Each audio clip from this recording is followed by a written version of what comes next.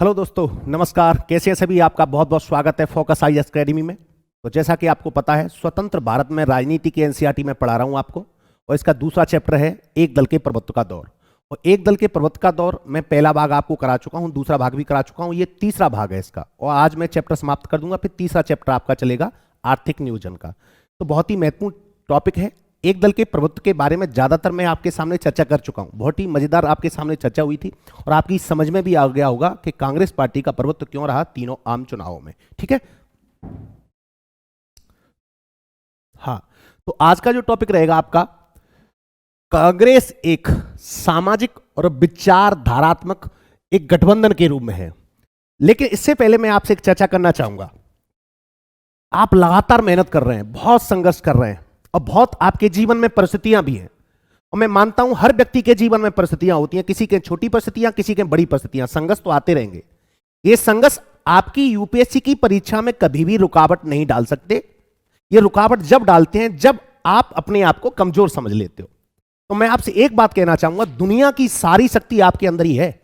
आपसे बड़ा कोई तुर्रम खान नहीं है। कुल मिलाकर मैं कहूं कि आपको अगर मोटिवेट होना है तो अपने आप से मोटिवेट होइए। किससे होना है? अपने आप से। आपको कोई मोटिवेट करने नहीं आएगा। और जिस दिन अपने आप से मोटिवेट होने लग जाएंगे, अपने आप से बात करेंगे, तब आपको पता लगेगा कि मैं सही दिशा में हूं। तो संघर्ष, परिस्थितियां ये आपके सामने बनी रहती हैं। इन संघर्ष से, समस्याओं से घबराने की आपको आवश्यकता नहीं है, क्योंकि आप सर्वशक्तिमान हो। और मैं तो व्यक्तियों को पूछता हूं, वो सर्वशक्तिमान होते हैं। जैसे स्वामी विवेकानंद कहते थे ना कि मैं उस प्रभु का सेवक हूं जिसे अज्ञानी लोग मनुष्य कहते हैं। तो अपने आप को कभी कमजोर मत आंको। परिस्थितियां, जैसे मैं कुली का उदाहरण दूं। एक व्यक्ति तो आईएएस जब बन गया जब उसके पास कोई रहने के लिए घर नहीं था, मात्र कुली था, पैसा भी नहीं था, वाईफाई के लिए भी पैसा नहीं था कि नेट रिचार्ज करा सके। लेकिन वो कुली रहते हुए भी रेलवे स्टेशन पर ही वाईफाई के माध्यम से पढ़ा, वो आईएएस बना। ऐसे ऐसे उदाहरण आपके सामने आते होंगे, आते हैं, और आता होगा मन में। कभी कभार लगता होगा, कभी कभार ऐसा भी होता हम पढ़ते बहुत हैं लेकिन कुछ समझ में नहीं आता, पढ़ते बहुत है कुछ समझ में नहीं आता, ऐसा भी ख्याल आता होगा। तो आपको घबराने की आवश्यकता नहीं है। जितना आपके अंदर पेशेंस होगा, दृढ़ निश्चय होगा, आपका लक्ष्य निर्धारित होगा, आप निश्चित रूप से सफल होंगे। तो एक कलाम साहब का जैसे मैं उदाहरण देता हूं, परिस्थितियां जीवन में आएंगी, परिस्थितियों से घबराने की आवश्यकता नहीं है। परिस्थितियां आपके जीवन में आएंगी, लेकिन परिस्थितियों से घबराने की आवश्यकता नहीं है। कलाम साहब ने कहा था कि नदी में गिरने से किसी की मौत नहीं होती, मौत उसकी होती है जो जिसको तैरना नहीं आता। और परिस्थितियां आपके जीवन में कभी समस्या लेकर नहीं आती। परिस्थितियां आपके जीवन में कभी समस्या लेकर नहीं आती। समस्या तो तब आती है जब आपको परिस्थितियों से निपटना नहीं आता। तो ये कलाम साहब की जो बात है, उसको आप जीवन में उतारने की कोशिश करो, आपके जीवन में बड़ा बदलाव आएगा। तो परिस्थितियां तो आपको महान बनाती हैं, संघर्ष तो आपको महान बनाता है। और स्वामी विवेकानंद जी भी कहा था कि जिसके जीवन में संघर्ष नहीं, इसका मतलब वो गलत दिशा में जा रहा है। तो संघर्ष होना वाजिब है, क्योंकि दुनिया का सबसे बड़ा एग्जाम है यूपीएससी का, संघ लोक सेवा आयोग आईएएस की परीक्षा। इसके लिए बड़ी कठिन मेहनत लगती है, कठिन मेहनत लगती है, और बहुत इजी भी एग्जाम है। अगर आप 7 से 8 घंटे रेगुलर पढ़ने लगे, आंसर राइटिंग करने लगे, कॉन्सेप्ट समझने लगे, और 6 से लेकर 12 तक एनसीईआरटी पढ़ने लगे, तो आपको निश्चित रूप से सफलता मिलेगी। अब मैं चैप्टर पर आता हूं, आपकी समझ में आ भी गया होगा मैं कहना क्या चाह रहा था आपसे। ठीक है, परिस्थितियां आएंगी, लेकिन परिस्थितियों का सामना आप ही करोगे, मैं नहीं करूंगा। हां, मैं आपका सहयोग कर सकता हूं, आपको गाइड कर सकता हूं, लेकिन पढ़ना आपको ही है, मेहनत आपको ही करनी है। यह बात विशेष रूप से आप ख्याल रखना। हां, तो एक दल के प्रभुत्व के दौर का यह तीसरा भाग है। आज जो हम चर्चा कर रहे हैं, कांग्रेस एक सामाजिक और एक विचारधारात्मक गठबंधन के रूप में। जैसे मैं कहूं कि कांग्रेस पार्टी की जो स्थापना हुई थी, एओ ह्यूम ने की थी। और जब कांग्रेस पार्टी की स्थापना हुई थी, तब इसकी आइडियोलॉजी कोई ज्यादा बड़ी नहीं थी। इसके साथ ज्यादातर बुद्धिजीवी, व्यापारी लोग और सवर्ण वर्ग के लोग ही थे। कुल मिलाकर इसका विचारधारा का प्रभाव पूरे भारत देश में नहीं फैला हुआ था। एक बात स्पष्ट कर लो, उतना प्रभाव नहीं था। कांग्रेस पार्टी का प्रभाव तो तब बढ़ा, तब इसकी बागडोर और इसका नेतृत्व हमारे देश के राष्ट्रपिता महात्मा गांधी ने नेतृत्व किया। जैसे आंदोलन की चर्चा करता हूं, कांग्रेस पार्टी का प्रभाव देश को आजाद कराने में बहुत बड़ी भूमिका निभाई कांग्रेस पार्टी ने। तो सविनय अवज्ञा का नाम सुना है? सविनय अवज्ञा आंदोलन के बारे में आप जानते हो, असहयोग आंदोलन के बारे में जानते हो। तो ये सविनय अवज्ञा आंदोलन और असहयोग आंदोलन ने ही इस कांग्रेस पार्टी की आइडियोलॉजी को, विचारधारा को गांव गांव तक पहुंचाया, पूरे देश में पहुंचाया। लोगों को लगने लगा कि ये कांग्रेस पार्टी ही, जिसका नेतृत्व कौन कर रहे थे? महात्मा गांधी कर रहे थे, यही देश को आजाद दिलाएगी। यही देश को आजादी दिलाएगी। तो कुल मिलाकर हम कांग्रेस की आइडियोलॉजी को समझेंगे कि किस प्रकार की कांग्रेस की आइडियोलॉजी थी, क्यों इसको लोग पसंद करते थे, उसमें असहयोग आंदोलन और सबने अवज्ञा आंदोलन की सबसे बड़ी भूमिका थी। उस आंदोलन को चलाने वाले कौन थे, आप जानते हैं, उनका नाम महात्मा गांधी। इसलिए महात्मा गांधी को हम पूछते हैं क्योंकि वो सत्य अहिंसा के पुजारी थे और अंग्रेजों को भगाने में उनकी बहुत बड़ी भूमिका थी। ऐसा नहीं कि महात्मा गांधी का योगदान था, उनके अलावा कुछ क्रांतिकारी भी नेता थे, जैसे आप भगत सिंह का नाम ले सकते हो, बहुत क्रांतिकारी नेता थे, अंग्रेजों की नाक में दम भी कर दिया था। जैसे चंद्रशेखर का नाम ले लूं, लाल बाल पाल का नाम ले लूं, ये ऐसे कुछ नेता थे। तो आइए चर्चा करते हैं हम कांग्रेस की सामाजिक ढांचा क्या था, सोशल। कांग्रेस का सोशल स्ट्रक्चर इतना मजबूत था, क्यों हुआ, और विचारधारात्मक गठबंधन के रूप में इसकी जो आइडियोलॉजी थी, इसमें तरह तरह की आइडियोलॉजी थी, तरह तरह के विचार थे, एक तरह का गठबंधन बन चुका था। जो मुख्य विपक्षी पार्टियां भी हुआ करती थी जो कांग्रेस के विरोध में थी, लेकिन फिर भी कांग्रेस उनके साथ सहमति बनाकर बातचीत करके उनके मुद्दों को, उनकी मांगों को मान लेती थी। इसलिए कांग्रेस पार्टी बड़ी बनती चली गई, इसका संगठन भी बड़ा बनता चला गया, पूरे देश में इसका संगठन फैल गया। किसका, कांग्रेस पार्टी के संगठन की मैं बात कर रहा हूं। आइए स्टार्ट करते हैं। तो आप यह बात पढ़ चुके हैं कि कांग्रेस का जन्म 1985 में हुआ, सॉरी माफी चाहूंगा 1885 में हुआ। एओयू ने इसकी स्थापना की थी, एओयू। और उस वक्त यह नव शिक्षित इस पार्टी में, जब इस पार्टी की स्थापना हुई थी, तब इसमें गरीब तबका नहीं था, मजदूर तबका नहीं था, युवा वर्ग नहीं था। यह केवल जो पार्टी थी, इसमें कोई आइडियोलॉजी थी, कोई विचार था, केवल इसमें नवशिक्षित, कामकाजी और व्यापारिक वर्गों का ही एक हित जुड़ा हुआ था। लेकिन जैसे जैसे आपकी 20वीं सदी आई, तो 20वीं सदी में इसका नेतृत्व महात्मा गांधी ने नेतृत्व किया। जैसे मैंने बताया, उसमें नेतृत्व में दो आंदोलन सबसे बड़े थे, एक समन्वय आंदोलन, एक आपका असहयोग आंदोलन। इस आंदोलन ने इस पार्टी के गठबंधन को, इस पार्टी की आइडियोलॉजी को समग्र कर दिया, व्यापक कर दिया, कंप्रेसिव कर दिया। तो कांग्रेस पार्टी का प्रभाव बढ़ने लगा। लेकिन 20वीं सदी में इसने जन आंदोलन के रूप में, कांग्रेस ने जन आंदोलन का रूप ले लिया। और इस वजह से कांग्रेस ने एक जनव्यापी राजनीतिक पार्टी का रूप ले लिया। तो कुल मिलाकर एक राजनीतिक पार्टी होगी जो देश को आजाद कराने में भूमिका निभा रही थी, स्वाधीनता संघर्ष की लड़ाई लड़ रही थी, जिसका नेतृत्व हमारे देश के राष्ट्रपिता महात्मा गांधी कर रहे थे, जो सत्य अहिंसा के पुजारी थे। उन्होंने कहा कि सत्य अहिंसा के आधार पर, जन आंदोलन के आधार पर ही देश को आजाद कराया जाएगा, बगैर खून खराबे के।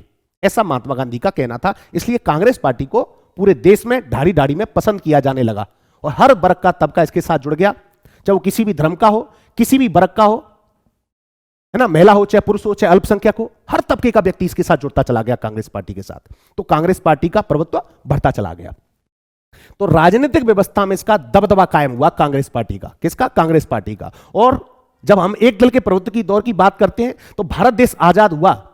तो भारत देश आजाद होने के बाद भी जब पहला आम चुनाव हुआ था, तो पहले आम चुनाव में कांग्रेस पार्टी ही उभर कर आई, उसके एक दल का प्रभुत्व का दौर हुआ और लगभग 45% वोट पाकर भी 75% सीटें हासिल की। किसने, कांग्रेस पार्टी ने। ऐसा क्यों हुआ, क्योंकि कांग्रेस पार्टी ने ही देश को आजाद कराने में बहुत बड़ी भूमिका निभाई और देश के आजाद कराने के साथ साथ बहुत बड़े जन आंदोलन खड़े किए, जिससे अंग्रेजों को यहां से भागना पड़ा।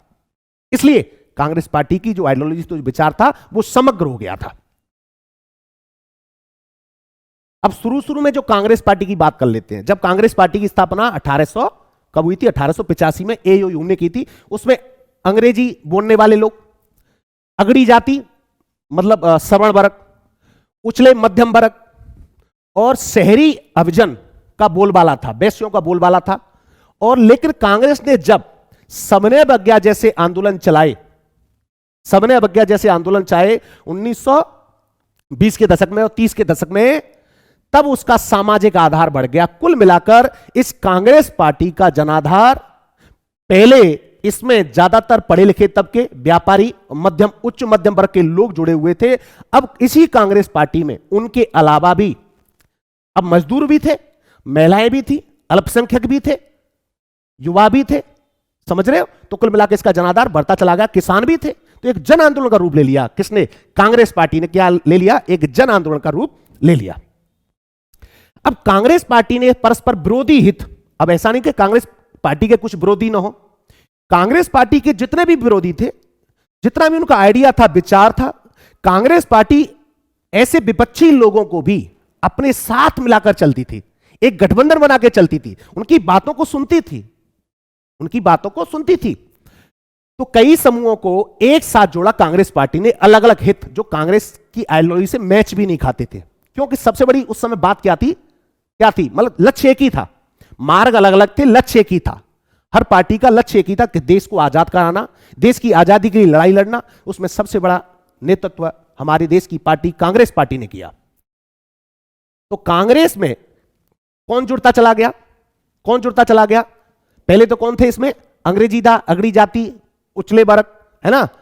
और उसके बाद इसमें कांग्रेस में किसान भी शामिल हुआ, आपका उद्योगपति भी शामिल हुआ, आपके शहर के बासिंदे भी शामिल हुए, गांव के निवासी भी शामिल हुए, मजदूर भी शामिल हुए, मालिक भी शामिल हुए, मध्यम वर्ग भी शामिल हुआ, निम्न वर्ग भी शामिल हुआ, उच्च वर्ग भी शामिल हुआ। सभी जातियों को इस पार्टी में जगह मिली। तो इसी पार्टी को हम तभी छाता रूपी पार्टी कहते हैं। इस पार्टी का जो रूप था वो एक इंद्रधनुष, देखा है आपने? जिस प्रकार इंद्रधनुष में आपको 7 रंग दिखाई देते हैं, उसी प्रकार अब इस कांग्रेस पार्टी में जो पहले अंग्रेजी न्यायमुंदे हुआ करते थे, व्यापारी हुआ करते थे, बुद्धिजीवी हुआ करते थे, अब इसी कांग्रेस पार्टी में अब मध्यम वर्ग भी था, निम्न वर्ग भी था, मालिक भी था, मजदूर भी था, किसान भी थी, महिलाएं भी थी। तो कुल मिलाकर कांग्रेस पार्टी का व्यापक रूप हो गया। इसलिए जब एक दल का प्रभुत्व के दौर की हम चर्चा करते हैं, पहले आम चुनाव की चर्चा करते हैं या दूसरे आम चुनाव की चर्चा करते हैं या तीसरे आम चुनाव की चर्चा करते हैं, तो जवाहरलाल नेहरू के नेतृत्व में लड़ा गया और उसको सबसे ज्यादा सीटें हासिल हुई। ठीक है, तो कांग्रेस पार्टी ने देश को आजाद कराने में बहुत बड़ी भूमिका निभाई थी, स्वाधीनता संघर्ष के लिए।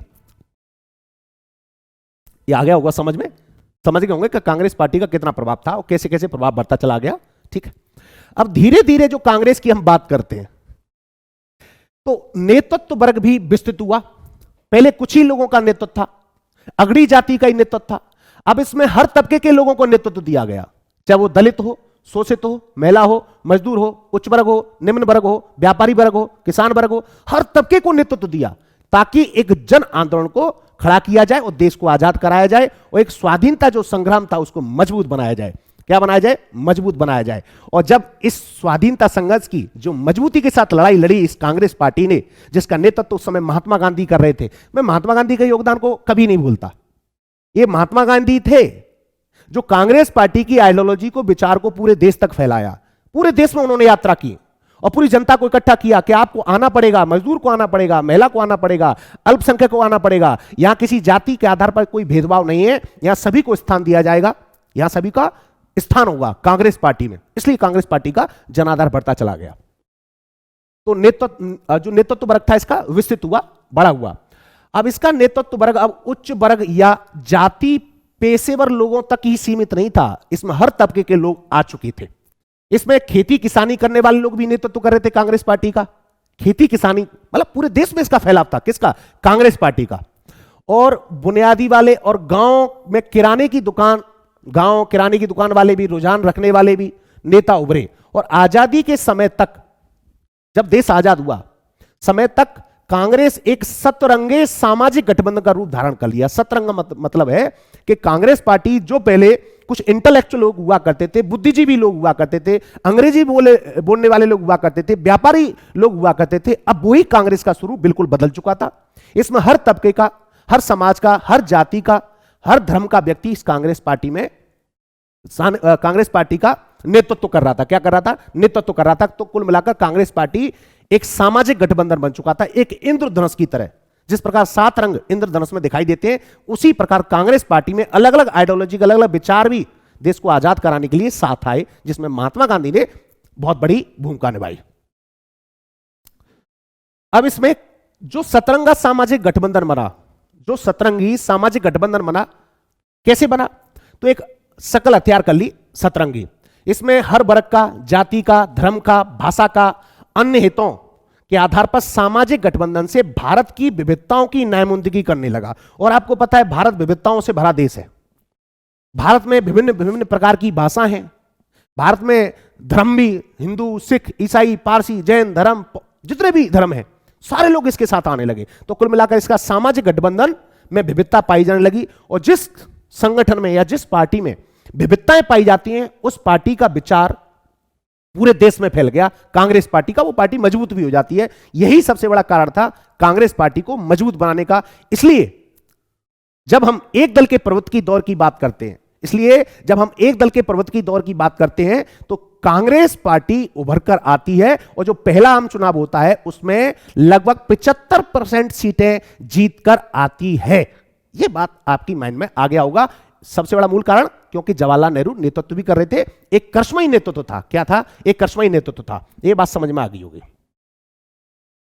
अब इनमें से अनेक समूहों ने, बहुत सारे समूह थे, अपनी पहचान को कांग्रेस के साथ एक में कर दिया, जो अलग अलग हित भी थे, अलग अलग उनका विचार था, क्योंकि देश को आजाद कराना था, और कर दिया। और कई बार यह भी हुआ कि किसी समूह ने अपनी पहचान को कांग्रेस के साथ एक सार नहीं किया, लेकिन फिर भी अपनी अपनी विश्वासों को मानते हुए बतौर एक व्यक्ति या समूह के कांग्रेस के भीतर बने रहे। ऐसा नहीं किया कि कांग्रेस पार्टी के साथ विलय कर लिया, और नहीं, अलग अलग हित हैं, अलग अलग विचार है, लक्ष्य एक है, देश को आजाद कराना।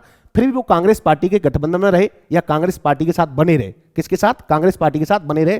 कुल मिलाकर जब हम छाते की बात करते हैं, और छाता कांग्रेस पार्टी है, उस छाते के नीचे बहुत सारे हित जुड़े हुए हैं, ठीक है। तो एक इंद्रधनुषीय रूप हो गया था किसका? कांग्रेस पार्टी का। किसका बात कर रहा हूं? कांग्रेस पार्टी का।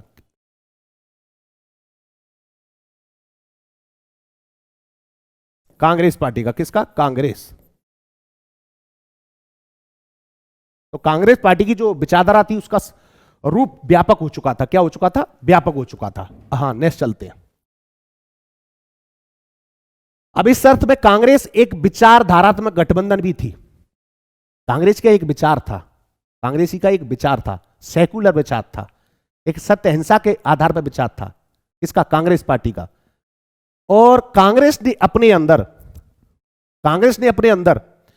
क्रांतिकारी, शांतिवादी भी, कंजर्वेटिव वाले भी, रेडिकल मतलब उग्र भी, गर्मपंथी भी, नरमपंथी भी, दक्षिणपंथी भी, वामपंथी भी। अच्छा, ये गर्मपंथी नरमपंथी जानते हो? धर्मपंथी नेता और गर्मपंथी नेता नाम सुना है आपने? गर्मपंथ के जो नेता होते हैं, रेडिकल होते हैं, वो क्रांतिकारी होते हैं, वो हथियार की दम पर आजादी की बात करते हैं। नरमपंथी केवल सत्य अहिंसा के आधार पर, जन आंदोलन के आधार पर ही देश को आजाद कराने की बात कर रहे थे, वो लोग हैं, ठीक है। और दक्षिणपंथी वामपंथी को थोड़ा सा बता देता हूं, आप समझ जाओगे।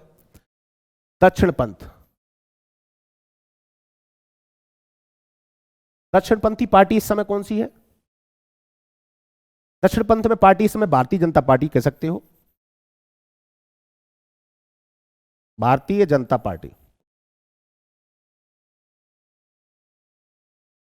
और आपका दक्षिणपंथ, और आपका क्या था? वामपंथ।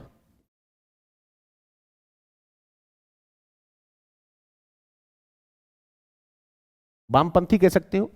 वामपंथी थी, आज की वर्तमान पार्टी कह सकते हैं भारतीय कम्युनिस्ट पार्टी, भारतीय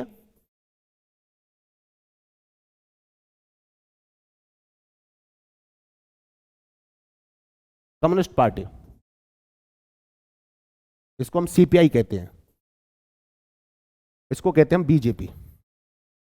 इनकी अलग अलग विचार था, क्या था? अलग अलग विचार था। जैसे मैं दक्षिणपंथी विचार की बात करूं, दक्षिणपंथी विचारधारा है जो पूंजीवादी विचारधारा का समर्थन करती है, प्रतिस्पर्धा मूलक व्यापार की बात करती है, समाज की बात करती है। जबकि वामपंथी किसकी बात करती है? मजदूर की बात करती है, पिछड़े तबकों की बात करती है। इसकी एक अलग आइडियोलॉजी है, इसकी एक अलग आइडियोलॉजी है। तो दोनों अलग अलग आइडियोलॉजी आपने पता है। दक्षिणपंथी अलग, जैसे भारतीय जनता पार्टी। और जब हम कांग्रेस की बात करते हैं, कांग्रेस पार्टी क्या है? कांग्रेस पार्टी एक मध्यम वर्ग कह सकते हैं इसको, जिसमें दक्षिणपंथी भी दिखाई देता है, जिसमें वामपंथी भी दिखाई देता है। तो कांग्रेस पार्टी की आइडियोलॉजी तो मध्यमपंथी थी। क्या थी? मध्यमपंथी।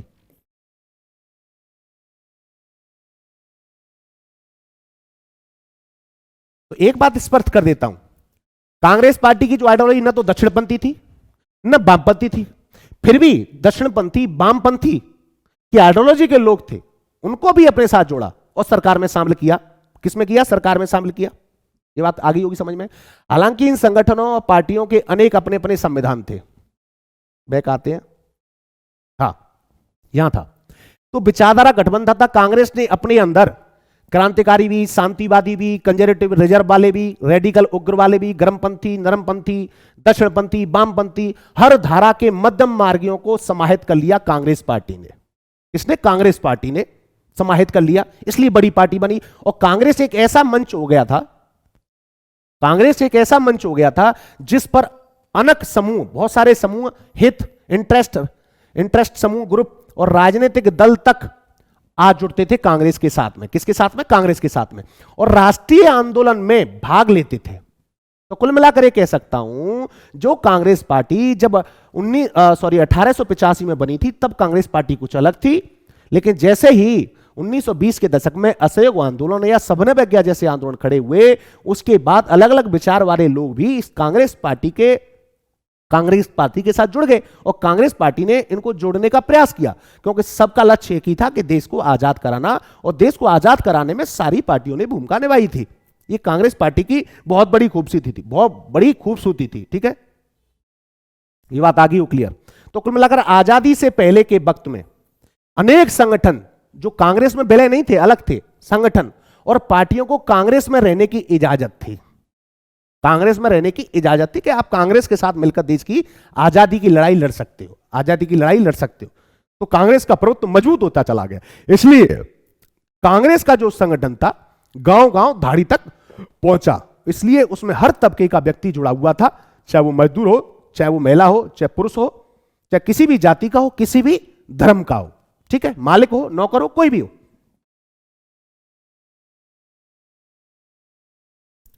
हालांकि इन संगठनों की जो दूसरे संगठन थे, अलग उनकी आइडियोलॉजी, जैसे दक्षिणपंथी, वामपंथी, अलग अलग आइडियोलॉजी थी, उग्रवादी जो भी है, अपने अपने अलग अलग संविधान थे। ऐसा नहीं था कांग्रेस का अलग अपना संविधान था, कांग्रेस की एक अलग पार्टी थी, दूसरी अलग पार्टी थी। इनका सांगठनिक ढांचा भी अलग था। इनमें से कुछ मसलन जैसे कांग्रेस सोशलिस्ट पार्टी की बात करते हैं। कांग्रेस सोशलिस्ट पार्टी की स्थापना कब हुई थी? 1934 में।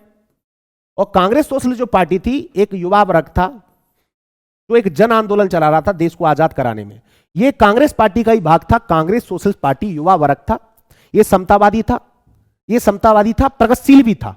लेकिन हुआ क्या, जब देश आजाद हुआ तो 1948 में कांग्रेस ने संविधान बदला कि एक ही पार्टी में दो संगठन नहीं हो सकते, एक ही पार्टी में दो संगठन नहीं हो सकते। तो कुल मिलाकर जो पहले क्या कहते हैं कांग्रेस सोशलिस्ट पार्टी हुआ करती थी, उससे कांग्रेस शब्द उठ गया। 1948 में सोशलिस्ट पार्टी का निर्माण हुआ। किसका हुआ? सोशलिस्ट पार्टी,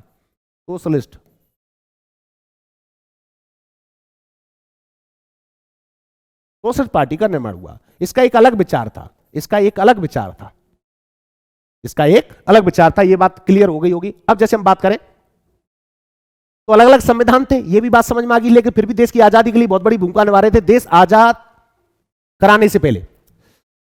तो इनमें से कुछ मसलन जैसे कांग्रेस सोशलिस्ट पार्टी बाद में कांग्रेस से अलग हो गए और विपक्षी दल बने। क्या बने? विपक्षी दल बने। और उसने चुनाव भी लड़ा। इसका भी, सोशलिस्ट पार्टी का भी देश में पूरे प्रभाव था। लेकिन ये विपक्षी पार्टी थी, लेकिन फिर भी कांग्रेस को टक्कर नहीं दे पाई, क्योंकि जो इसका विचार था वो कांग्रेस ने विचार अपना लिया, जो इसका विचार था वो कांग्रेस ने अपना लिया। तो इसका प्रभाव पूरे देश में ज्यादा नहीं हुआ।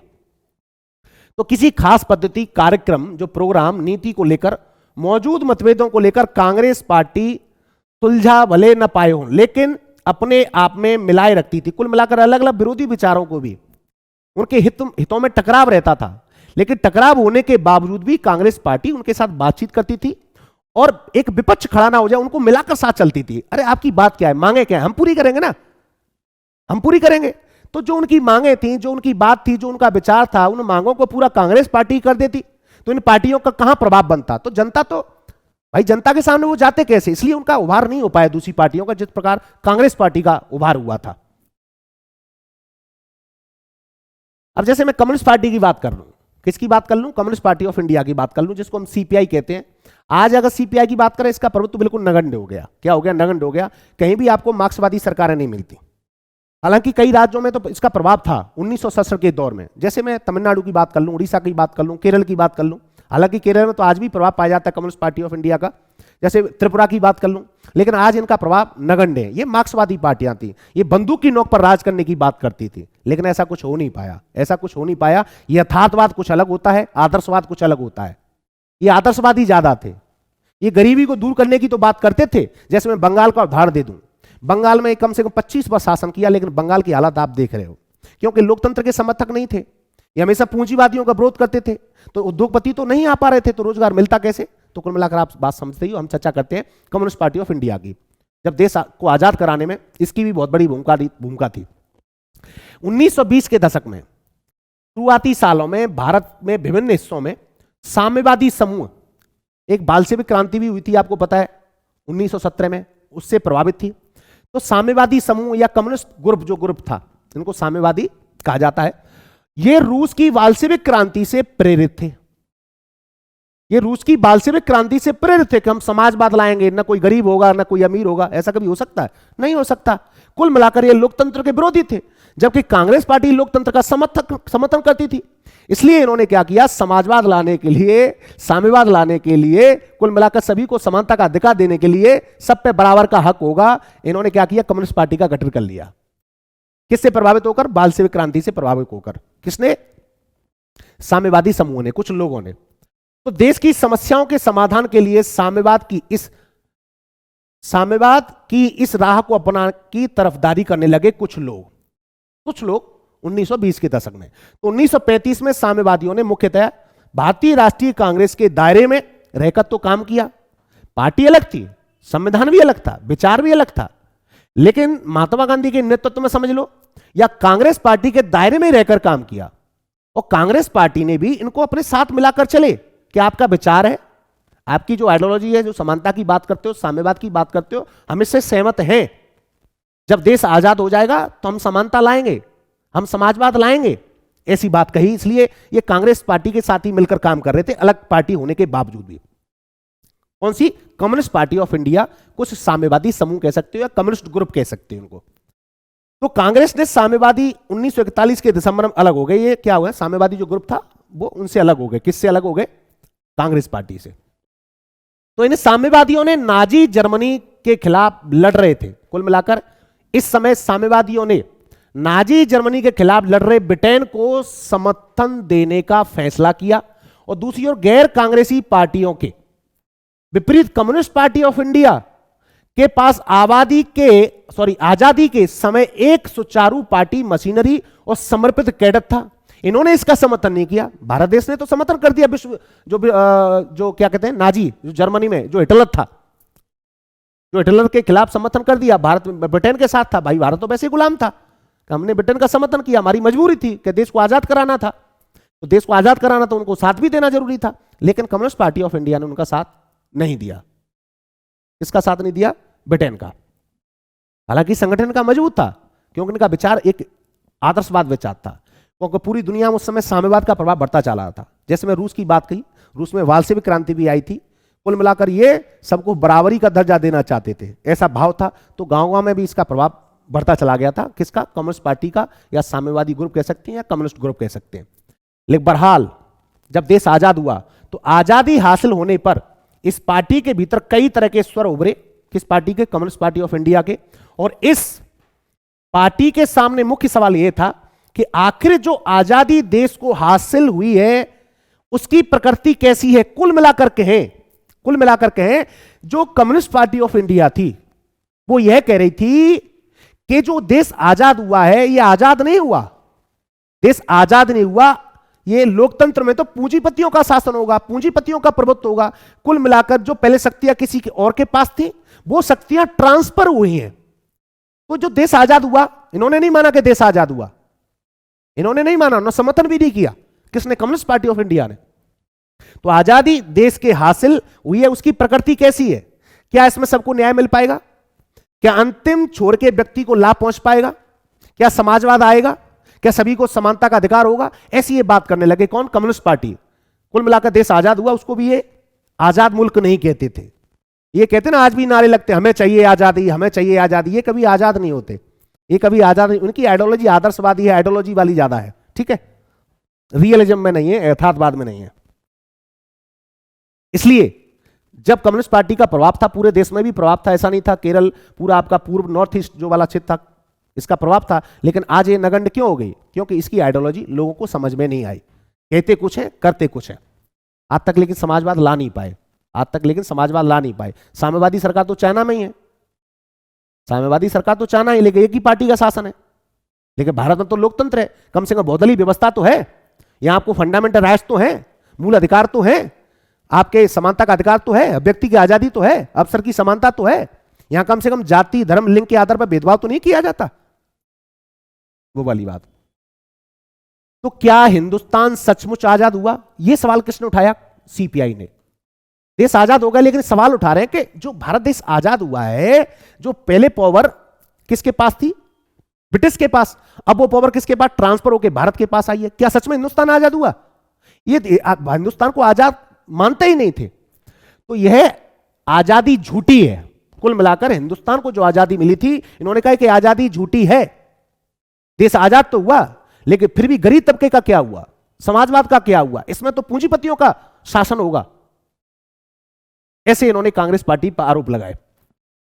इन्होंने कहा कि आजादी झूठी है। आजादी के तुरंत बाद कम्युनिस्ट पार्टी ऑफ इंडिया ने, भारतीय कम्युनिस्ट पार्टी का विचार था कि 1947 में सत्ता का जो हस्तांतरण हुआ है, मैं यही तो कह रहा था, कम्युनिस्ट पार्टी ऑफ इंडिया ने कहा कि देश आजादी नहीं हुआ, यह सत्ता का हस्तांतरण हुआ है। जो पहले शक्तियां ब्रिटिश के पास थी, उन शक्तियों का हस्तांतरण करके अब इंडिया को मिल गया है। इनका कहना यह था। कुल मिलाकर ये देश को आजाद नहीं मान रहे थे। कौन? Communist party of India. यह सच्ची आजादी नहीं है, यह सच्ची आजादी नहीं है। यह बात कौन कह रहा था? Communist party of India. इस विचार के साथ ये आम जनता तक पहुंचे और इन्होंने एक जन आंदोलन खड़ा कर दिया कांग्रेस पार्टी के खिलाफ। तो इस विचार के साथ ये तेलंगाना क्षेत्र जो आंध्र प्रदेश में पड़ता है, आज अलग राज्य है, हिंसक विद्रोह खड़ा कर दिया। किसने? कम्युनिस्ट पार्टी ऑफ इंडिया ने। क्योंकि हिंसा की तो शुरू से ही बात करते हैं। कहते ना, मार्क्स तो कहा करता था, बंदूक की नोक से आजादी निकलती है ना। दुनिया के मजदूर एक हो जाओ, आपके पास खोने के लिए कुछ नहीं है सिवाय जंजीरों के। ये बातें आप समझते हो? कहीं आज नक्सलवाद है, ये सब बंदूक की नोक की आधार पर आजादी की बात करते हैं, लेकिन बंदूक की नोक पर आजादी नहीं मिलती।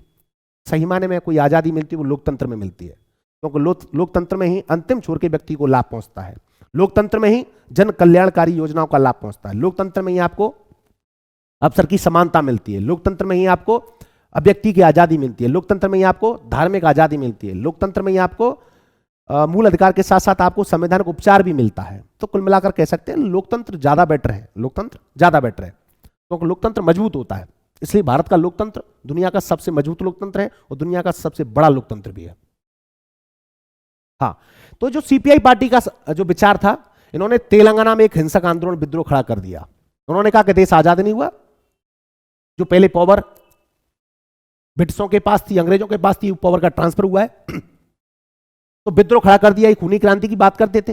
तो साम्यवादी अपनी बात के पक्ष में जनता का समर्थन हासिल नहीं कर सके और इन्हें सशस्त्र सेनाओं द्वारा दबा दिया गया। भारत की सेनाओं ने द्वारा दबा दिया। हिंसा भारत को बर्दाश्त नहीं थी और मजबूरन इन्हें अपने पक्ष को लेकर पुनर्विचार करना पड़ा। जो कम्युनिस्ट पार्टी ऑफ इंडिया पहले यह कह रही थी कि देश आजाद नहीं हुआ, यह कोई आजाद मुल्क नहीं है, कहते ना ये आजादी झूठी है, अब यही लोग डंडे के जोर के कारण, क्योंकि सेना ने इन पर कार्रवाई कर दी, क्योंकि ये उग्र आंदोलन चला रहे थे, अनार की अराजकता फैलाने की बात कर रहे थे, बंदूक की नोक पर आधार पर जनता को मारने की कोशिश कर रहे थे, हिंसा भड़काने की कोशिश कर रहे थे। तो कुल मिलाकर इनका अपने विचार पर पुनरावलोकन किया।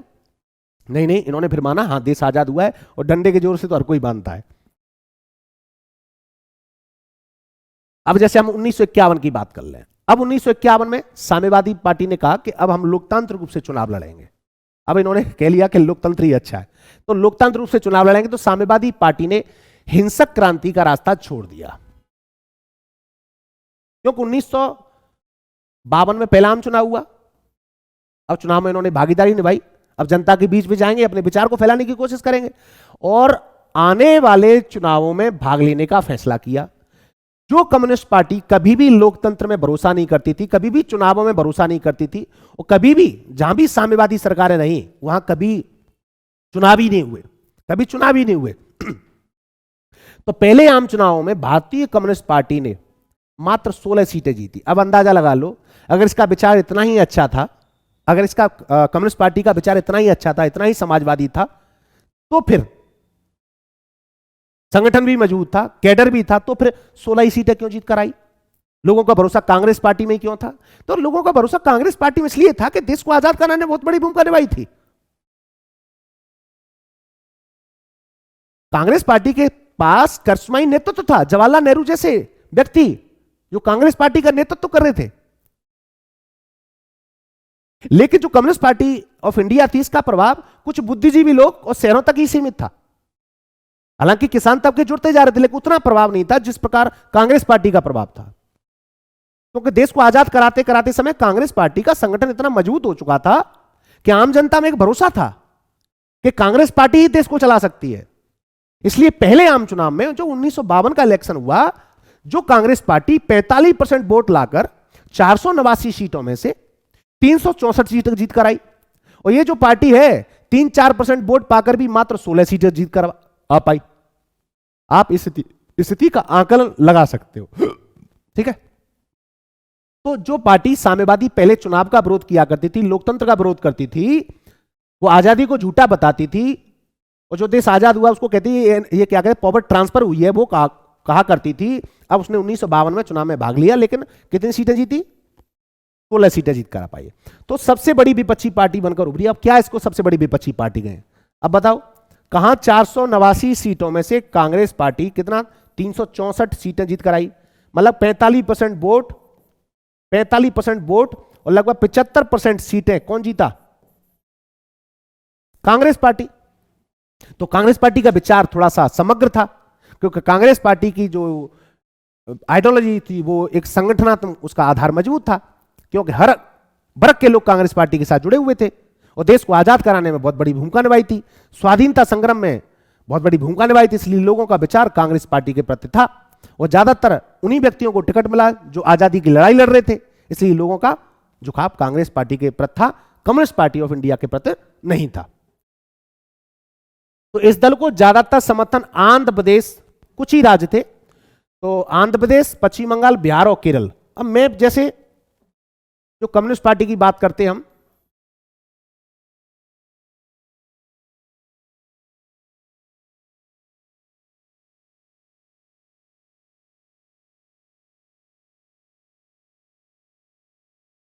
अब इसका प्रभाव जो कम्युनिस्ट पार्टी की सीपीआई की बात करते हैं, CPI communist party of India, बस एक तो आपका ये वाला जो इलाका था एपी, आंध्र प्रदेश, यहां इसका प्रभाव था। एक केरल, 1952 की बात कर रहा हूं, ये केरल, यहां इसका प्रभाव था। एक आपका उड़ीसा,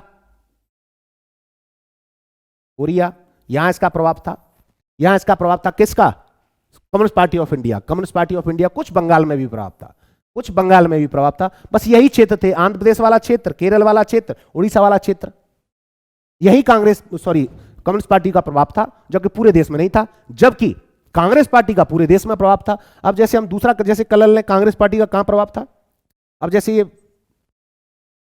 अब पूरे देश की बात करें तो आपको पूरा दिखाई दे रहा है, पूरा जो क्या किससे रंग रहा है, ये जो पूरा इलाका है ये कांग्रेस पार्टी का प्रभाव है। कहां कम्युनिस्ट पार्टी ऑफ इंडिया छोटा सा नगण्य है, और कहां पूरे कांग्रेस का प्रभाव है,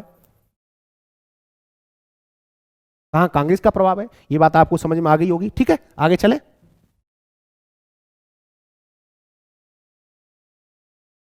बिहार, ठीक है। तो कौन सा था? एक तो आंध्र प्रदेश, एक आपका पश्चिम बंगाल, और एक आपका बिहार, और एक आपका केरल, कुछ उड़ीसा में भी था कम्युनिस्ट पार्टी का। जबकि पूरे देश में कांग्रेस पार्टी का ही प्रभुत्व था, कांग्रेस पार्टी ही चुनाव जीतकर आई थी।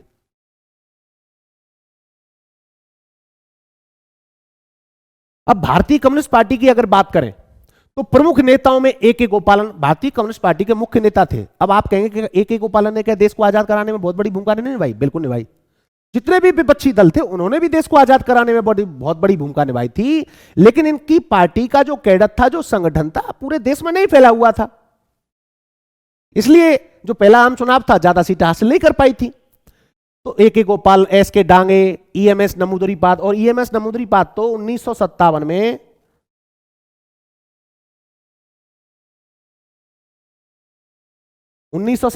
कब 1957 में जब केरल में सीपीआई की सरकार बनी, केरल में सीपीआई की सरकार बनी, कम्युनिस्ट पार्टी ऑफ इंडिया की सरकार बनी, तो उनको मुख्यमंत्री बनाया गया। बाद में 1959 में कांग्रेस पार्टी ने बर्खास्त कर दिया आर्टिकल 356 का दुरुपयोग करके, आर्टिकल 356 का दुरुपयोग करके।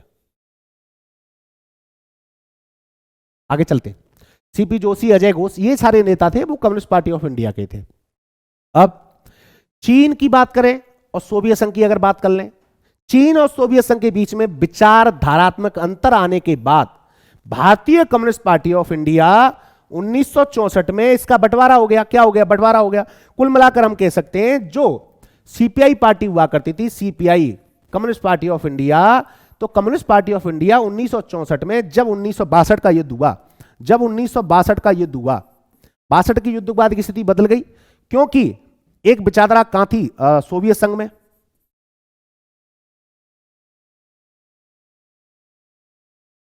एक आपका चीन, अब एक चीन था, एक सोवियत संघ था। और चीन का समर्थन कौन कर रहा था? भाई चीन से भारत का युद्ध हुआ, लेकिन फिर भी कम्युनिस्ट पार्टी के कुछ नेता ऐसे थे वो चाइना का समर्थन कर रहे थे। किसका समर्थन कर रहे थे? चाइना का समर्थन कर रहे थे। तो जो कम्युनिस्ट पार्टी ऑफ इंडिया थी, इसका बंटवारा हो गया 1964 में। 1964 में बंटवारा होने के बाद दो पार्टी बनी, एक तो सीपीआई और दूसरी बनी सीपीआई एम। तो सीपीआई जो एम थी वो चाइना का समर्थन कर रही थी। अब आप बताओ, जो कम्युनिस्ट पार्टी मार्क्सवादी चाइना का समर्थन करेगी और देश को कमजोर करने का काम करेगी, ऐसी पार्टी को कौन पसंद करेगा? ऐसी पार्टी को कौन पसंद करेगा? आप इस बात का अंदाजा लगा सकते। तो इस सीपीआई जो कम्युनिस्ट पार्टी हुआ करती थी, इसका टूट हो गया 1964 में।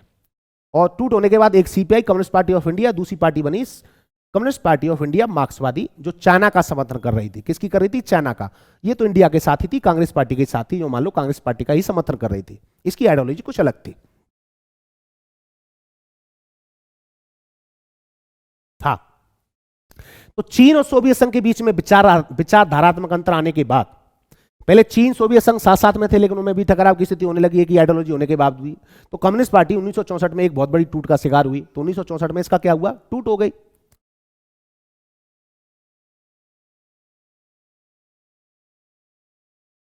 तो सोवियत संघ की विचारधारा को ठीक मानने वाले, मतलब सोवियत संघ की, देखो सोवियत संघ से तुम्हारी मित्रता भी रही है, तो सोवियत संघ की विचारधारा को ठीक मानने वाले लोग तो भारतीय कम्युनिस्ट पार्टी में रहे, और जो चाइना की जो आइडियोलॉजी थी उसकी विचारधारा का समर्थन करने वाले कम्युनिस्ट पार्टी ऑफ इंडिया मार्क्सवादी, मतलब सीपीआई एम। जबकि इसके विरोध में राय रखने वाले भारतीय कम्युनिस्ट पार्टी मार्क्सवादी या सीपीआई एम कह सकते हैं, नाम से अलग दल बनाया। ये दोनों दल आज तक कायम है, वर्तमान में भी आज भी कायम है। उनकी सरकार अभी काफी लंबे समय तक रही है। और बंगाल की बात करें, बंगाल में तो 25 बुद्धदेव भट्टाचार्य मुख्यमंत्री रहे। ये तो बड़ी क्रांति लाना चाहते थे, समाजवाद लाना चाहते थे, लेकिन आज बंगाल की हालत देख लो। क्या बंगाल गरीबी बीमारी राज्यों में तो आता है, कोई समृद्ध राष्ट्र है, ऐसे आज उसके हालात हैं। ये समाजवाद नहीं ला पाए, ये समाजवाद नहीं ला पाए। ठीक है, ये के गोपालन है, ये कम्युनिस्ट पार्टी ऑफ इंडिया के नेता थे, इनके बारे में आप जानते ही हो। ये कम्युनिस्ट पार्टी के नेता थे, माने राजनीतिक जीवन में इन्होंने कांग्रेस पार्टी के रूप में कार्यकर्ता में काम किया। इन्होंने भी बाद में कम्युनिस्ट पार्टी ऑफ इंडिया में शामिल हो गए थे। 1964 में कम्युनिस्ट पार्टी के विभाजन के बाद कम्युनिस्ट पार्टी ऑफ इंडिया मार्क्सवादी में ये शामिल हो गए। कौन? के गोपालन। ठीक है, अब बताते हैं गुटों में तालमेल और सहनशीलता। अब कांग्रेस पार्टी की बात करेंगे। कांग्रेस पार्टी का अलग संविधान था, दूसरे भी दल थे, उनका अपना अलग संविधान था। और कांग्रेस पार्टी, किसी भी पार्टी में भी अलग अलग गुट भी होते हैं। और कांग्रेस पार्टी एक लिबरल पार्टी है, एक सहनशील पार्टी है, एक उग्र पार्टी नहीं है। अगर पार्टी के अंदर ही कोई विरोधी कोई विचार है, उसको भी साथ लेकर चलती है, सहनशीलता है, उसके साथ बातचीत करती है। क्या करती है? संवाद करती है कि क्या समस्या है आपकी, हम समस्याओं का निवारण करेंगे। जो भी विपक्षी पार्टियां और जो भी कांग्रेस के अंदर भी कुछ ऐसे गुट थे जो कांग्रेस के अंदर रहते हुए भी कांग्रेस का विरोध करते थे। लेकिन आज कोई कर सकता है पार्टी के अंदर रहते हुए विरोध? आज जैसे कोई आदमी या जैसे कोई विधायक या सांसद, कोई नेता अपनी पार्टी में रहकर अपनी पार्टी का विरोध करता है तो उसको बर्खास्त कर दिया जाता है, निष्कासित कर दिया जाता है। लेकिन कांग्रेस की स्थिति लचीली थी। कांग्रेस की स्थिति क्या थी? लचीली थी। तो गुटों में तालमेल और सहनशीलता का भाव था, इसलिए कांग्रेस पार्टी का प्रभाव बढ़ता चला गया। लोग इससे टूटे नहीं। किससे? कांग्रेस पार्टी से।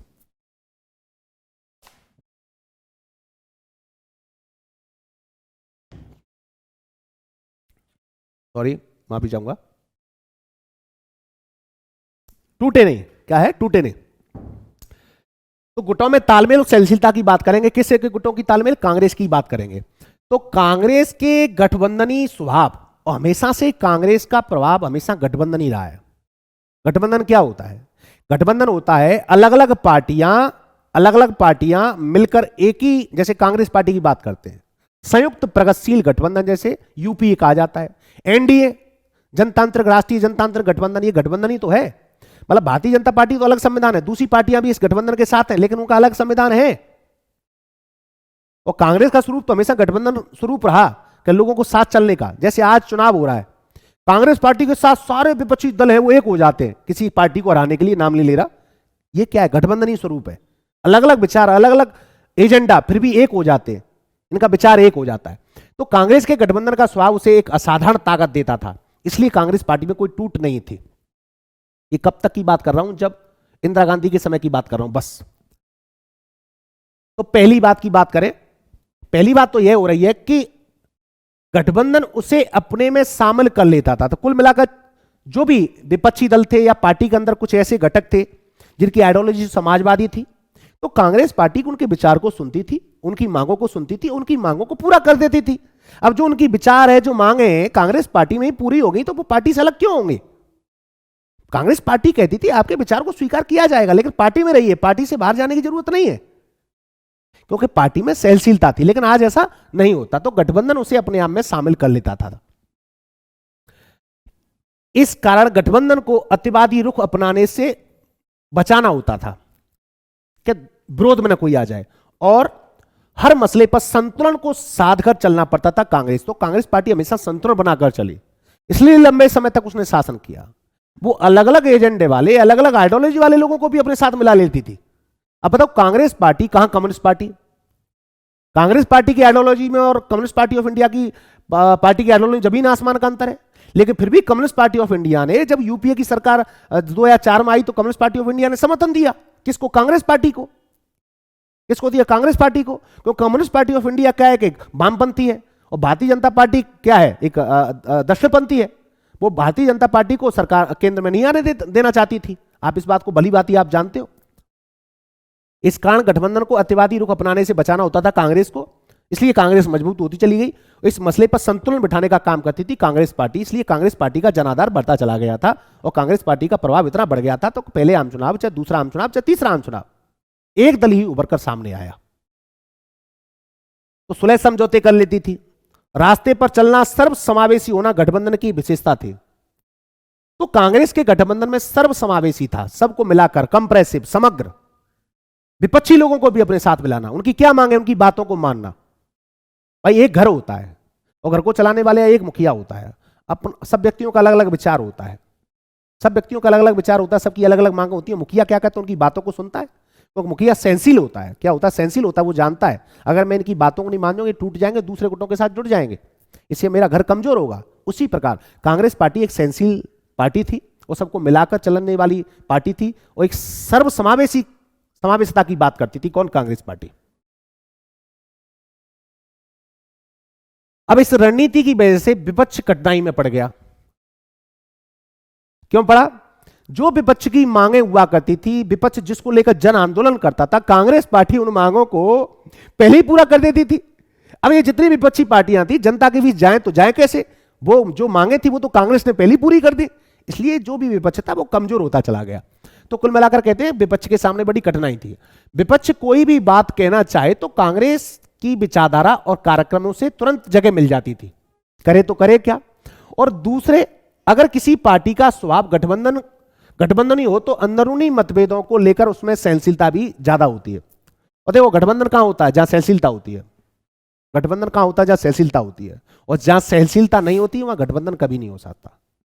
जहां सहनशीलता नहीं होती वहां गठबंधन कभी भी नहीं हो सकता। लेकिन आज अगर हम बात करें, भारतीय राजनीति में गठबंधन की राजनीति होती है, तो जितनी भी पार्टियां हैं लिबरल हो चुकी हैं, वो जानती हैं अगर गठबंधन नहीं होगा तो सरकारें नहीं बनेंगी, क्योंकि भारत देश में छोटे छोटे बहुत दल बन चुके हैं, यहाँ बहुदलीय व्यवस्था है, छोटी छोटी पार्टियां जीत करा रही हैं, क्षेत्रीय पार्टियों का प्रभाव बढ़ रहा है, तो सहनशील तो होना पड़ेगा, सहनशील तो होना पड़ेगा ना। तो कांग्रेस पार्टी तो सहनशील थी, वो जानती थी एक विपक्ष कि जरूरत ही क्या है जब हम अच्छा शासन चला रहे हैं।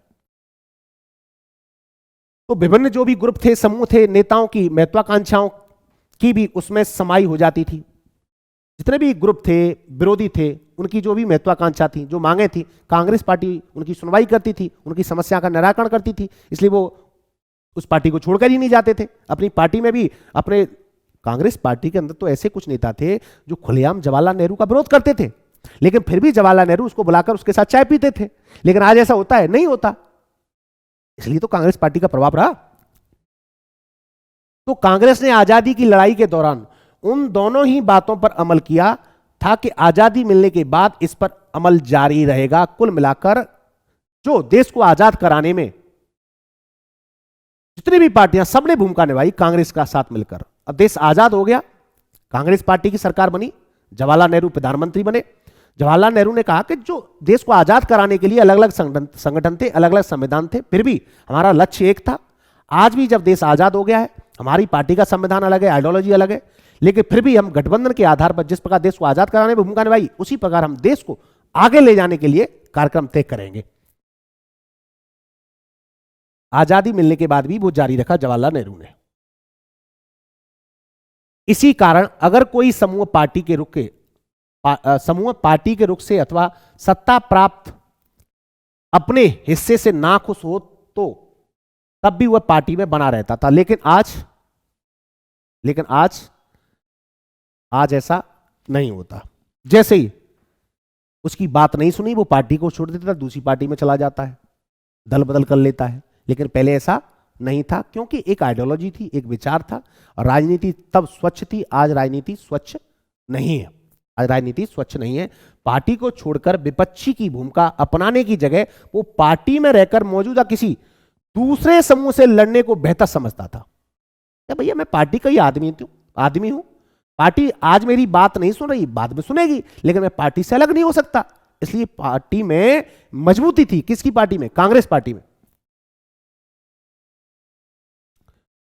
तो अपने गठबंधन स्वभाव के कारण कांग्रेस विभिन्न गुटों के प्रति सहनशील और इस स्वभाव से विभिन्न गुटों को बढ़ावा दिया। तो कांग्रेस पार्टी, जो भी गुट थे जो उसका कांग्रेस पार्टी का ही विरोध करते थे, उनको बढ़ावा दिया, सहनशीलता के साथ उनके साथ बातचीत की, संवाद किया, उनकी मांगों को पूरा किया। इसलिए जो भी विरोध करते थे उनको भी साथ लेकर चले। यह सबसे बड़ी खूबसूरती थी कांग्रेस पार्टी की। इसलिए चाहे पहला चुनाव हो, चाहे दूसरा आम चुनाव हो, चाहे तीसरा आम चुनाव हो, कांग्रेस पार्टी का प्रभुत्व था। कोई दूसरी पार्टी उभरकर सामने नहीं आई थी। ये खूबसूरती थी कांग्रेस में, समाहित करने की, सर्वसमावेशी, उदारवादी, विपक्षियों का सम्मान करना। अब कांग्रेस के विभिन्न गुटों में से कुछ विचारधारात्मक सरोकारों की वजह से बने, और लेकिन अक्सर गुटों के बनने के पीछे व्यक्तिगत महत्वाकांक्षा भी थी। अब कहेंगे 1970 के बाद या 1960, जैसे जवाहरलाल नेहरू की मृत्यु हो जाती है, और जवाहरलाल नेहरू के बाद जब लाल बहादुर शास्त्री प्रधानमंत्री बनते हैं, और जैसे इंदिरा गांधी फिर बनती हैं, इंदिरा गांधी के बाद कुछ बड़ा बदलाव आता है। कांग्रेस पार्टी के अंदर ही फूट पड़ जाती है। क्या पड़ जाती है? फूट पड़ जाती है। तो बड़े गुट बनने लगते हैं, और जैसे धीरे धीरे गुट बनने लगे, पिछले नेताओं ने अपना अलग पार्टियां बना ली, अलग अलग महत्वाकांक्षी। कुछ समाजवादी पार्टियां, जैसे आप इनका उदय की बात करते हैं, जैसे आपका जेडीयू की बात करते हो, आप लालू प्रसाद यादव की पार्टी की बात करते हो, जनता दल सेकुलर की बात करते हो, ये जितनी भी पार्टियां हैं, है ना, लोक जनशक्ति की पार्टी की बात करते हो, ये जितनी भी पार्टियां, ये कांग्रेस पार्टी से ही निकल कर आगे आई हैं। क्योंकि इनके नेता क्या थे? महत्वाकांक्षी नेता थे। वो अपना अलग पार्टी का निर्माण करना चाहते थे। इसलिए जो कांग्रेस पार्टी का जो प्रभुत्व हुआ करता था 1980 के दशक में कमतर होता चला गया। अब गुटों के बनने के पीछे व्यक्तिगत महत्वाकांक्षा तथा प्रतिस्पर्धा की भावना भी काम कर रही थी। ऐसे में अंदरूनी गुटबाजी के कारण कांग्रेस कमजोर होने लगी। क्या होने लगी? कांग्रेस कमजोर होने लगी। जैसे कांग्रेस कमजोर तो 1967 में ही हो गई थी, लेकिन मेन रूप से जब इंदिरा गांधी की सरकार गिरी आपातकाल के बाद, तो 1977 में जनता पार्टी की सरकार आती है। किसकी आती है? जनता पार्टी की सरकार आती है। तो कुल मिलाकर जितने भी गैर कांग्रेसी दल थे, जनता पार्टी कांग्रेस पार्टी को हराने का काम किया। हराने का काम किया, जनता पार्टी की सरकार आई, और मूल रूप से गठबंधन की राजनीति की शुरुआत होती है। गठबंधन की राजनीति की शुरुआत होती है, क्योंकि कांग्रेस पार्टी का उतना प्रभाव नहीं रहा था, क्योंकि मंडल कमंडल ने कांग्रेस का बहुत बड़ा ह्रास किया। मंडल आयोग के बिंदेश्वरी प्रसाद मंडल के बारे में जानते हो, ओबीसी आरक्षण के बाद। गठबंधन की राजनीति की शुरुआत 1989 से मानी जाती है। कब से मानी जाती है? 1989 से मानी जाती है। 1989 में कांग्रेस पार्टी की ज्यादा सीट आई थी, लेकिन फिर भी सरकार नहीं बना पाई। तो 1989 में किसकी सरकार बनी? एक राष्ट्रीय मोर्चा बना, जो गैर कांग्रेसी था, राष्ट्रीय मोर्चा बना। इस राष्ट्रीय मोर्चा जो गठबंधन बना, ये राष्ट्रीय मोर्चा के गठबंधन ने कांग्रेस को सत्ता से बेदखल कर दिया, कांग्रेस को सत्ता से बेदखल कर दिया। और कांग्रेस पार्टी का जो जनाधार पूरे देश में हुआ करता था, हर वर्ग में हुआ करता था, हर जाति में हुआ करता था, पिछड़ों में हुआ करता था, अगड़ों में हुआ करता था, अब वो जनाधार गिरने लगा। अब राष्ट्रीय मोर्चा की सरकार बनी, राष्ट्रीय मोर्चा की सरकार बनी कांग्रेस को सत्ता से बेदखल करने के लिए 1989 में। ऐसे 1996 में भी एक गठबंधन की राजनीति शुरुआत हो जाती है। 96 में भी यहां भी एक सरकार बनती है, उसको कहते हैं संयुक्त मोर्चा की सरकार।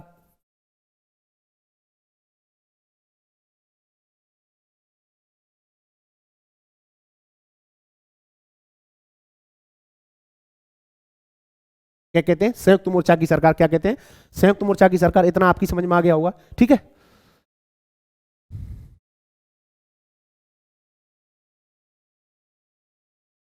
हाँ, तो ऐसे में अंदरूनी गुटबाजी के कारण कांग्रेस के अंदर भी गुटबाजी होने लगी। पहले तो जवाहरलाल नेहरू थे, सब नेताओं के साथ बातचीत करने लगे थे, लेकिन जैसे जवाहरलाल नेहरू की मृत्यु हो जाती है, इंदिरा गांधी वो काम नहीं कर पाई। इंदिरा गांधी वो काम नहीं कर पाई, कांग्रेस पार्टी के अंदर खुद फूट पड़ गई। मोरारजी देसाई अलग प्रधानमंत्री बनना चाहते थे, मोरारजी देसाई अलग प्रधानमंत्री बनना चाहते थे, जगजीवन राम अलग प्रधानमंत्री बनना चाहते थे, उधर इंदिरा गांधी को प्रधानमंत्री बना दिया, तो कांग्रेस पार्टी में टूट भी पड़ गई थी। तो अंदरूनी गुटबाजी की बात अगर हम करें, कमजोर करने के बजाय उसकी ताकत साबित हुई थी। पहले कांग्रेस की बात करें, ठीक है, जे तब की बात कर रहा हूं, जब जवाहरलाल नेहरू की बात कर रहा हूं, क्योंकि पार्टी के भीतर विभिन्न गुटों की आपसी होड़ के लिए गुंजाइश थी जवाहरलाल नेहरू के समय, लेकिन बाद में नहीं रही। इसलिए विभिन्न हित और विभिन्न विचारधाराओं की नामंदगी कर रहे थे नेता कांग्रेस के भीतर ही रहे। कुल मिलाकर जब जवाहरलाल नेहरू थे, तो कांग्रेस पार्टी का विरोध करने वाले लोग भी, कांग्रेस पार्टी का विरोध करने वाले लोग भी और कांग्रेस में गुटबाजी भी कर रहे थे, कांग्रेस में गुटबाजी भी कर रहे थे, वो भी कांग्रेस पार्टी से उस समय अलग नहीं हुए थे। लेकिन जवाहरलाल नेहरू की जैसे मृत्यु हो जाती है, तो कांग्रेस पार्टी कमजोर होने लगती है। क्या होने लगती है? कमजोर होने लगती है। अब पार्टी से बाहर निकलकर नई पार्टी बनाने को इन्होंने बेहतर नहीं समझा, क्यों? उन्हें पता था हमारा अस्तित्व तो नहीं है। आज हम विरोध तो जरूर कांग्रेस का करते हैं, कम से कम कांग्रेस में अपनी बात तो कह सकते हैं, इसलिए इन्होंने अपनी अलग पार्टी नहीं बनाई। हाँ, कुछ नेता ऐसे थे जो उनके अंदर बड़ी महत्वाकांक्षाएं थी, इसलिए उन्होंने कुछ अपनी अलग से पार्टियां बना ली थी। अब कांग्रेस की अधिकतर प्रांतीय इकाइयों की बात करें, तो विभिन्न गुटों को मिलाकर बनी थी, अलग अलग गुट थे, अलग अलग गुट थे, और ये गुट अलग अलग विचारधारात्मक रुख अपनाते थे। कांग्रेस पार्टी अलग विचार था, दूसरे गुटों का अलग विचार था, लेकिन फिर भी कांग्रेस में थे। और कांग्रेस एक भारी भरकम मध्यम वर्गीय पार्टी के रूप में उभरकर सामने आई। मध्यम वर्गीय का मतलब है कि कांग्रेस पार्टी में हर तबके का व्यक्ति जुड़ा हुआ था। इसलिए जब हम एक दल के प्रवर्तक के दौर की चर्चा करते हैं, तो कांग्रेस पार्टी का प्रभाव इसलिए था, लेकिन धीरे धीरे ह्रास तो हर पार्टी का होता है। अब दूसरी पार्टियों की अगर बात करें मुख्यतः, तो कांग्रेस के इस और उस गुट को प्रभावित करने की कोशिश हुआ करती थी, ताकि कांग्रेस को और मजबूत बनाया जा सके। इसी तरह बाकी पार्टियां हाशिए पर रहकर नीतियों और फैसलों को अप्रत्यक्ष रीति से प्रभावित कर पाती थी, और ये पार्टियां सत्ता के वास्तविक इस्तेमाल से कोसों दूर थी दूसरी पार्टियां। लेकिन कांग्रेस पार्टी का फैला पूरे देश में था, कांग्रेस पार्टी का फैला पूरे देश में था, संगठन मजबूत था। इसलिए जो वादे करती थी, जो पार्टियां वादे भी करती थी, उनको पूरा करने का काम करती थी। अब जैसे शासक दल की बात कर लें, शासक दल का कोई भी विकल्प नहीं था, क्योंकि विपक्ष कमजोर था, और इसके बावजूद भी विपक्षी पार्टियां लगातार कांग्रेस की आलोचना करती थी और उस पर दबाव डालती थी कि इस क्रम में उसे प्रभावित करती थी, कुल मिलाकर कांग्रेस पार्टी को। और कांग्रेस पार्टी उनकी बात भी सुनती थी। कांग्रेस पार्टी को पता था अगर इनकी बातों को नहीं माना गया तो ये जन आंदोलन खड़ा कर देंगे, कि नई पार्टी का गठन कर देंगे, और जिससे कांग्रेस का प्रभाव कम होगा, इसलिए इनकी बातों को मान लो। बात मान लोगे, समाहित कर लोगे, संवाद कर लोगे, तो कांग्रेस पार्टी और मजबूत होगी। तो कांग्रेस पार्टी ने हमेशा सहनशीलता के आधार पर, समावेशता के आधार पर, मध्यम मार्ग के आधार पर, संवाद के जरिए सभी को साथ मिलाकर काम किया जवाहरलाल नेहरू के समय तक। कब तक? केवल ये बात कब तक कर रहा हूं मैं, जवाहरलाल नेहरू तक की बात कर रहा हूं, मैं इंदिरा गांधी की बात नहीं कर रहा। अब जैसे कांग्रेस पार्टी के अंदर बहुत ग्रुप थे, ये चीज आपको क्लियर हो गया। तो कुल मिलाकर ये संतुलन साधने की काम करती थी, ये चीज आपकी समझ में आ गई।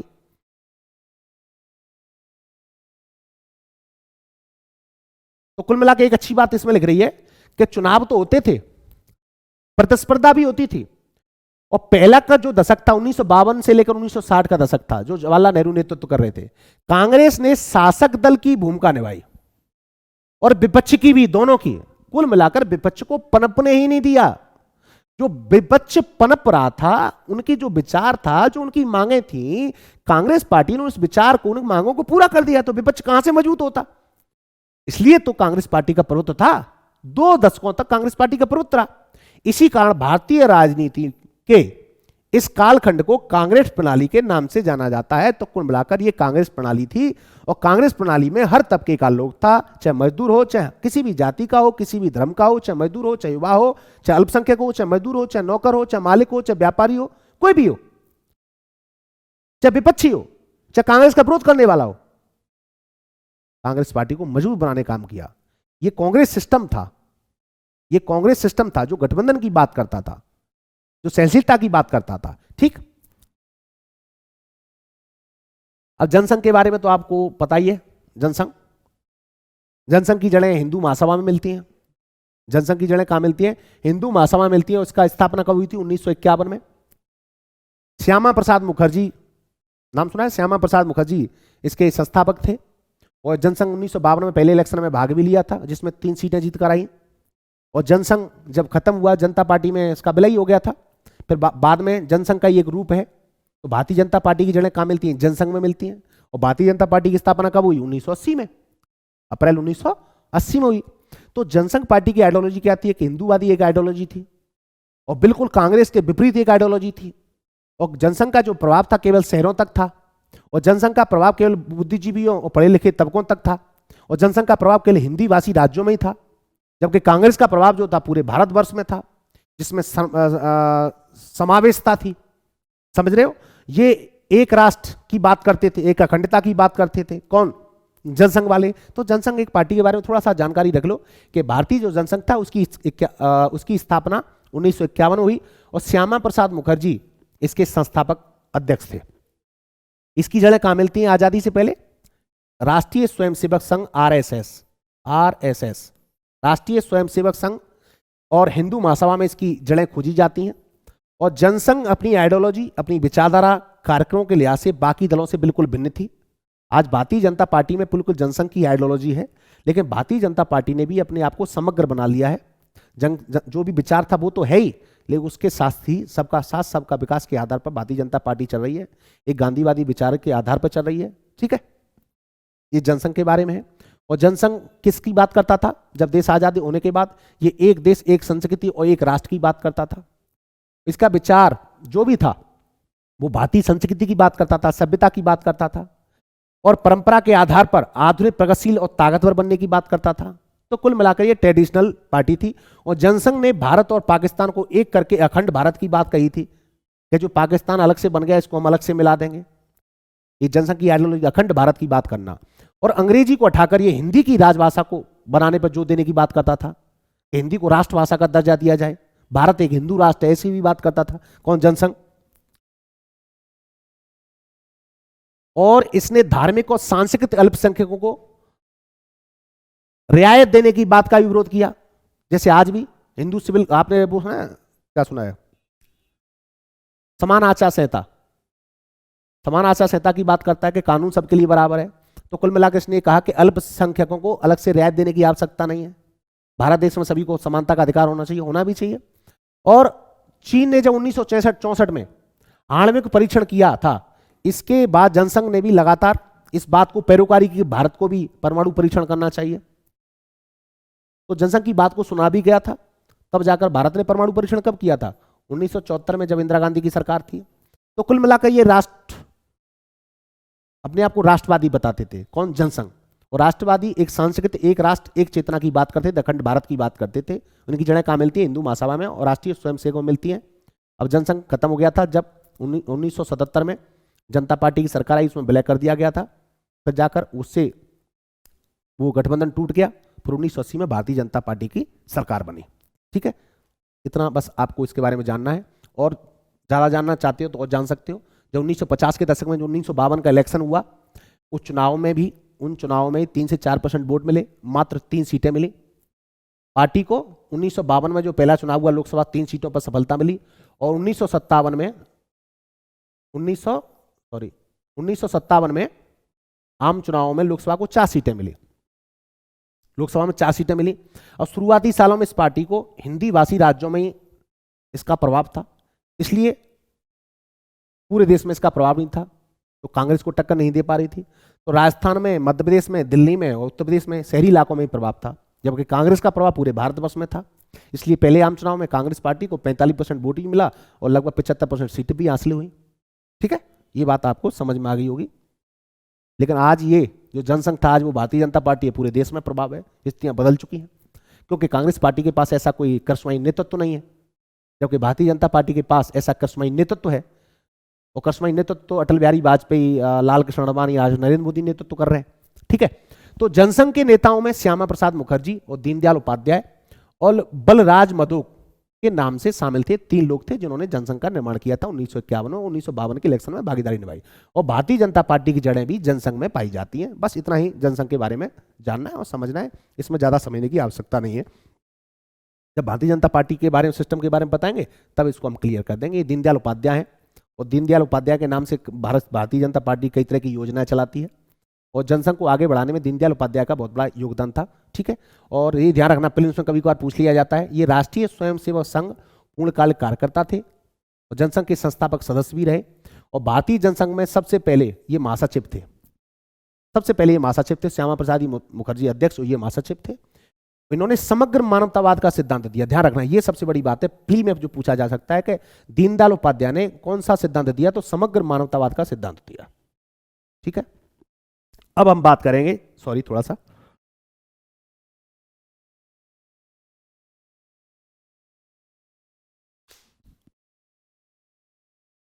अब हम बात किसकी कर रहे हैं? विपक्षी पार्टियों का उद्भव। अब जो एक दल के प्रवृत्ति के दौर की हमने चर्चा आपके सामने कर ली, वो एक दल के प्रवृत्ति का दौर जवाहरलाल नेहरू और इंदिरा गांधी के समय तक रहा। लेकिन उसके साथ धीरे धीरे जो कांग्रेस की जो स्थिति हुआ करती थी, वो बिल्कुल बदलने लगी। इसमें जो पिछड़े तबका था, कुछ विपक्षी तबके थे, कांग्रेस पार्टी से टूटकर अलग अलग पार्टियों का गठन करने लगे। हालांकि 1967 में ही स्थितियां बदल चुकी थी।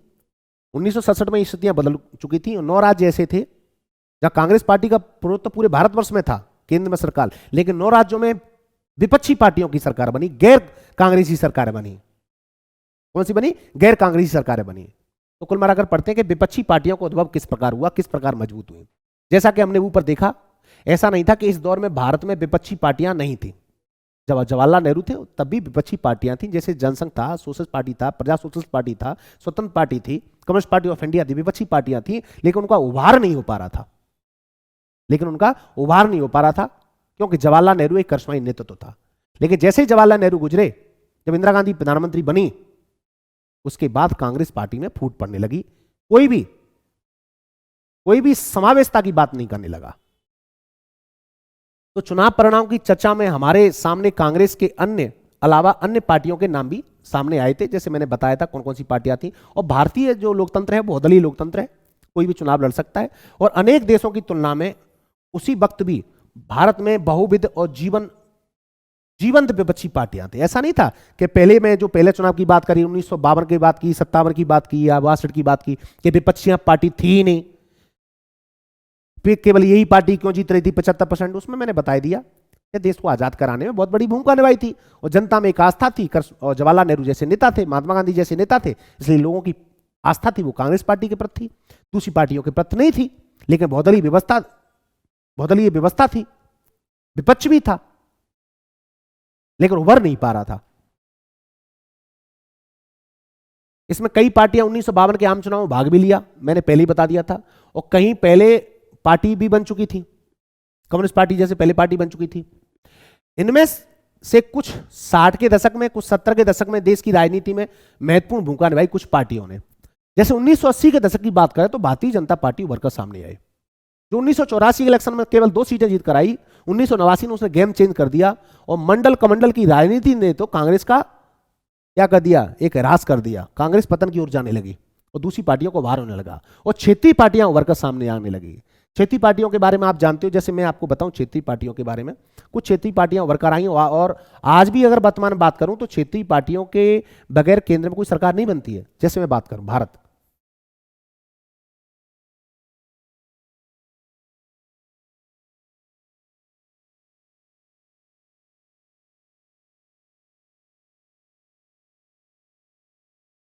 सॉरी जो भी है, ठीक है, हाँ, जैसे ये भारत है, ठीक है। अब देखो यहां महाराष्ट्र की बात करें, भारत में भी क्षेत्रीय पार्टी बनने लगी। अब यहां जैसे तमिलनाडु की बात करें, कौन सी पार्टी है, डीएमके, डीएमके, और एक है ऑल इंडिया डीएमके। डीएमके का मतलब क्या है, द्रविड़ मुनेत्रम कझगम, और दूसरी पार्टी है एक और, 2 पार्टियों का हमेशा शासन रहा 1967 से। 1967 से लेकर अब तक वर्तमान में क्षेत्रीय पार्टियों का शासन रहा है, एक बार डीएमके, एक बार AIDMK. Dravida Munnetra Kazhagam, all India Dravida Munnetra Kazhagam, Jayalalithaa का नाम सुना है, करुणानिधि का नाम आपने सुना होगा, क्षेत्रीय पार्टी का प्रभाव। आंध्र प्रदेश में भी Telugu Desam party, YSR Reddy party, जैसे आंध्र प्रदेश की बात कर लो, ये कौन सी पार्टी, तेलुगु देशम पार्टी। इनका जो 1984 का जो इलेक्शन हुआ उसमें दूसरी सबसे बड़ी विपक्षी पार्टी तेलुगु देशम पार्टी, कौन सी थी, तेलुगु देशम पार्टी, ये भी आप जानते हो। तमिलनाडु बात करें, जैसे वर्तमान में आप बात कर लो, हालांकि बात बनी वर्तमान बात कर लो, यहां भी आज क्षेत्रीय पार्टियों का प्रभाव है। तो कुल मिलाकर मैं बात करूं, बिहार में जेडीयू, लाइन 10, राष्ट्रीय जनता पार्टी, इनका प्रभाव बढ़ने लगा, ठीक है। ये सारी मैंने आपके सामने बात कर ली।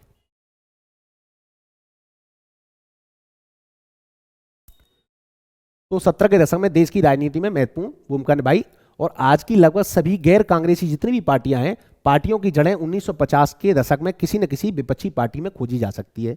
जो 1950 के दशक में, 60 के दशक में जो विपक्षी दल हुआ करते थे, लेकिन कांग्रेस का प्रभाव इतना था, ये अपने आप को मौजूद नहीं बना पाए, लेकिन कांग्रेस का प्रभाव धीरे धीरे कम होने लगा, लोगों की महत्वाकांक्षा, पार्टियों की महत्वाकांक्षा बढ़ने लगी, तो कांग्रेस पार्टी धीरे धीरे टूटने लगी और जो भी विपक्षी दल है उनका उभार होने लगा और अनेक क्षेत्रीय पार्टियों का उदय भी हुआ। इसलिए 1900 जब 77 का इलेक्शन हुआ था, उसमें जनता पार्टी की सरकार बनी, जितने भी गैर कांग्रेसी दल थे वो जनता पार्टी में शामिल हो गए और कांग्रेस को सत्ता से बेदखल कर दिया। 1950 के दशक में इन सभी विपक्षी दलों ने लोकसभा और विधानसभा का चुनाव भी लड़ा, लेकिन उनको अपार सफलता नहीं मिली थी, ठीक है। 1952 में इनको कहने भर का प्रतिनिधित्व मिल पाया था, फिर भी इन दलों की मौजूदगी ने हमारी शासन व्यवस्था के लोकतांत्रिक चरित्र को बनाए रखा। और जो पहला चुनाव हुआ था, आज तो दूसरी विपक्षी पार्टियां ये कहती हैं कि जो पार्टी इलेक्शन जीती है वो हेरा फेरी करके जीती है, लेकिन जब पहला चुनाव हुआ या दूसरा चुनाव हुआ, मुख्य जो विपक्षी पार्टियां थी उन्होंने भी कहा कि चुनाव बिल्कुल निष्पक्ष हुआ है, हम इसको स्वीकार करते हैं, लेकिन आज स्थितियां वो नहीं है। अब जैसे हम बात करें, इन दलों ने कांग्रेस पार्टी की नीतियों और व्यवहारों की सुचिंतित आलोचना भी की थी और आलोचना में सिद्धांतों पर बल भी होता था, लेकिन आज आलोचना करना तो कोई न सिर होता है न पैर होता है, आलोचना करने का काम होता है। तो विपक्षी पार्टियों को ज्यादातर जो हुआ 1970 के दशक में, 1980 के दशक में सबसे ज्यादा विपक्षी पार्टियों को उदय हुआ और क्षेत्रीय दलों का उदय हुआ। कांग्रेस पार्टी का जो जनाधा पहले हुआ करता था, एक दल के प्रभुत्व का दौर हुआ था, वो कमजोर होता चला गया, क्योंकि पिछड़े तबके के नेता ज्यादातर पार्टी को छोड़कर चले गए, क्योंकि जवाहरलाल नेहरू जैसा कोई व्यक्ति नहीं था कांग्रेस को संभालने वाला, इसलिए कांग्रेस पार्टी का पतन धीरे धीरे होता चला गया। अब विपक्षी दलों ने शासक दल और अंकुश रखा और ऐसा नहीं कि विपक्ष भूमिका नहीं निभा रहा था, विपक्ष भूमिका स्पष्ट रूप से निभा रहा था जवाहरलाल नेहरू के समय में भी, ठीक है। तो कांग्रेस पार्टी के बीच एक संतुलन भी बना रहता था कि कांग्रेस पार्टी को कुछ गलत काम नहीं करेगी। इन दलों ने, जो विपक्षी दल थे, जो गैर कांग्रेसी दल थे, लोकतांत्रिक राजनीति का विकल्प की संभावना को जीवित बनाए रखा। ऐसा करके इन दलों ने व्यवस्था जन्य रोष को लोकतंत्र विरोधी बनाने को रोका। कुल मिलाकर कोई पार्टी जब सत्ता में लंबे समय तक रहती है तो वो तानाशाह हो सकती है।